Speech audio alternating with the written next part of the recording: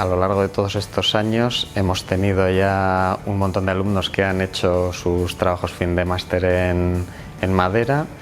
y yo creo que cada vez la gente pues está más concienciada del uso de la madera en edificación, pues por las ventajas que presenta, y cada vez es más fácil que los alumnos entren en esta dinámica de los trabajos fin de máster relacionados con la madera. Se han presentado dos proyectos, los dos abarcan temas sociales,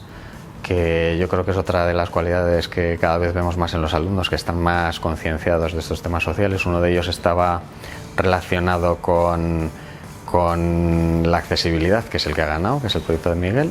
y otro estaba relacionado en cierta medida también con esa accesibilidad, pero más ligado al COVID, ¿no? Y el hecho de estar confinados en nuestras casas, y trataba también un poco pues de mejorar las viviendas. Como nos deja ahora el gobierno vasco hacer terrazas, pues se había planteado una solución en madera para llevar a cabo la realización de esas terrazas. Pues el premio ha consistido en desarrollar un producto de madera para mejorar la accesibilidad de edificios antiguos en la zona de Zaramaga, Vitoria.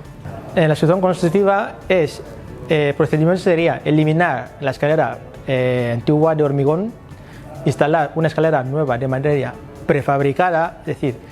elaborada y ejecutada en una industria, y posteriormente instalada en la zona de actuación. Intentar que se vea que existe esa posibilidad de utilizar madera en ese tipo de reformas o constructivas.